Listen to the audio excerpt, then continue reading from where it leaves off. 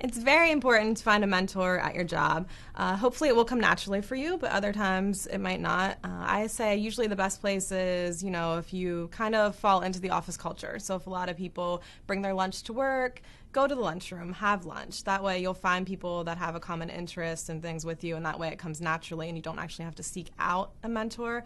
And typically, find someone that holds a position within that organization that you're very interested in about. But if you can tie it somehow personally, I think that's a little bit easier to speak with the mentor about your career goals and things like that. Or find someone that had definitely like an education goals that you have personally, so that way you can speak with them about how they got where they were, what courses they took, what other possible, if it's an internship, it's great to have, maybe several mentors so that you can see different areas that you possibly could go in with your major or interest, and that way it kind of comes more naturally and personally as opposed to seeking out. So definitely embed yourself into the office culture as much as possible. If people are hanging out in the break room and chatting about what they did on the weekend, definitely do those things. That's how people get to know each other best, and I feel like you form those relationships better.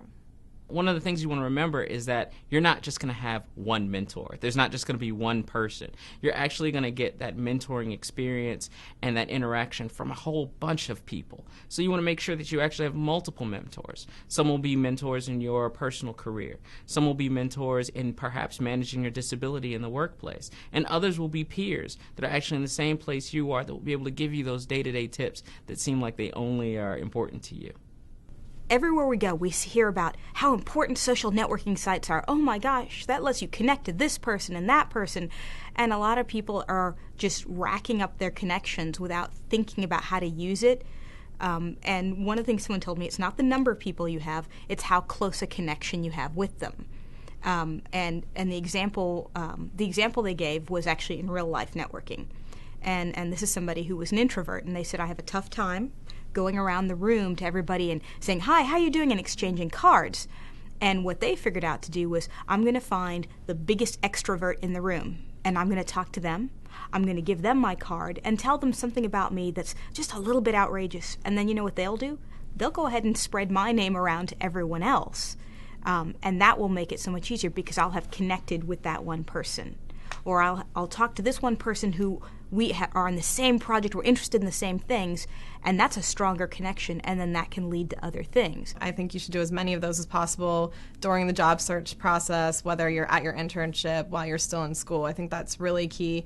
If you can't do them in person, which sometimes that isn't possible depending on location and things like that, definitely just pick up the phone, speak with their secretary or assistant, and just see if you can set aside even 5 to 10 minutes can be a huge open door for you to get your foot in the door and just let them know what you're looking for. And then I always recommend my students to ask if they can put you in touch with someone else.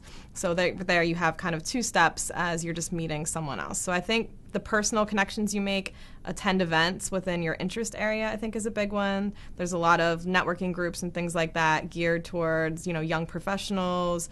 Here in DC especially, we have tons of different organizations like that you can go to. The meetings are open. So it's really that personal touch and networking, I think, is really, really key. There's several networking techniques that everyone will want to use, and the first is the business card. No matter what sort of position you're at, no matter what agency you're in, you should always have a business card. And this is everybody from the entry-level GS7 all the way up to the SESers. If you're there for an internship and your agency's not going to develop cards, then make sure that you develop personal cards for yourself. Secondly, once you have business cards, you got to hand them out. You got to make sure that you give them to people and that you use that contact information as a way to share where your progress is, to share your personal information, and to maintain a contact.